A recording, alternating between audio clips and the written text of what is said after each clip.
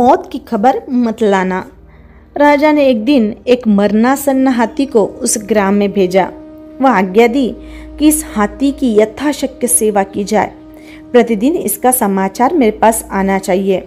हाथी मर गया है या मरनासन्न है, यह समाचार मैं नहीं सुनना चाहता। यदि कोई ऐसा समाचार देगा तो दंड मिलेगा। राजा आज्ञा सुनकर सभी रोहक के पास आए। सारा वृत्तांत सुनकर रोहक ने कहा, इस हाथी को अच्छी तरह से खुराक देते रहो, पीछे जो कुछ होगा देखा जाएगा। रोहक की आज्ञा अनुसार ग्रामीणों ने सारी व्यवस्था कर दी, किंतु जो होना था वही होकर रहा। हाथी रात्रि को ही मर गया।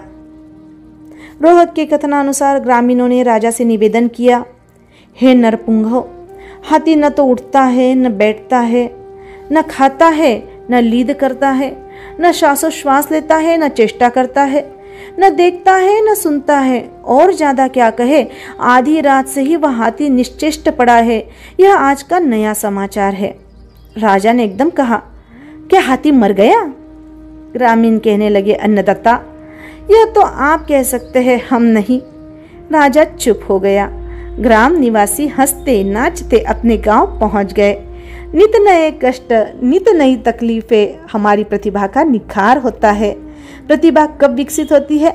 जब शुभ्र निष्ठा एवं लगन का सामंजस्य हो जाता है, तो व्यक्ति के गुण कस्तूरी के गुण की तरह बोलने लगते हैं। गुणों में वाचालता आ जाती है।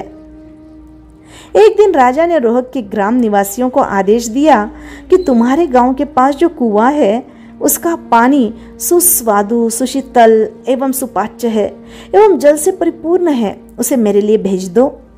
यदि ऐसा न करोगे तो कठोर दंड के भागीदार बनोगे। रोहक से उत्तराभिप्राय से पूछा तो रोहक ने कहा, आप राजा से जाकर कह दे कि हम ग्राम निवासी प्रायः भीरु स्वभाव के हैं, तो हमारे ग्राम के कुएं भी भीरु हैं।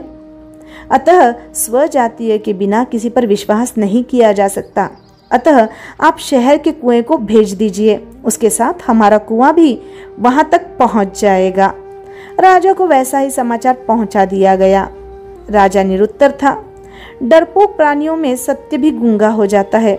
वही सीमेंट जो ईंट पर चढ़कर पत्थर हो जाता है, मिट्टी में चढ़ा दिया जाए तो मिट्टी हो जाएगा। डरपोक के सामने डरपोक हो जाता है तो दोनों में कायरता का भाव द्विगुणित हो जाता है, किंतु साहसी व्यक्ति के सहवास से कायर भी वीर हो जाता है। रोहक के ग्राम की पूर्व दिशा में एक वनखंड था।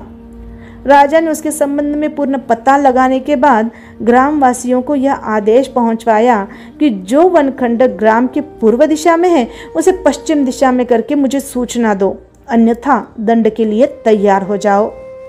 ग्रामीण लोगों को तारने वाला रोहक ही था, सो जाकर राजा का आदेश सुनाया।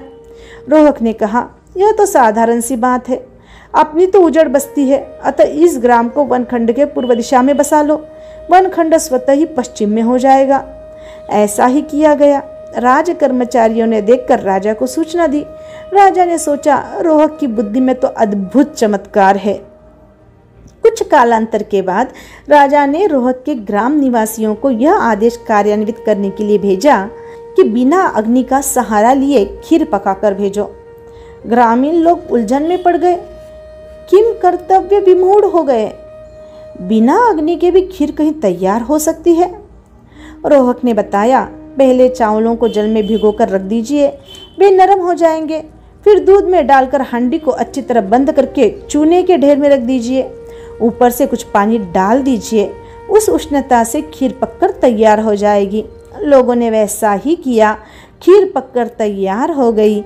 हांडी सहित खीर को राजा के पास ले आए और बनाने की सारी प्रक्रिया बतलाई।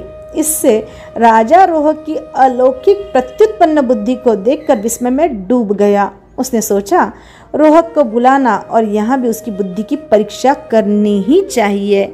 आगे हम देखेंगे कि उसके जीवन में क्या घटित होता है। जय आनंद।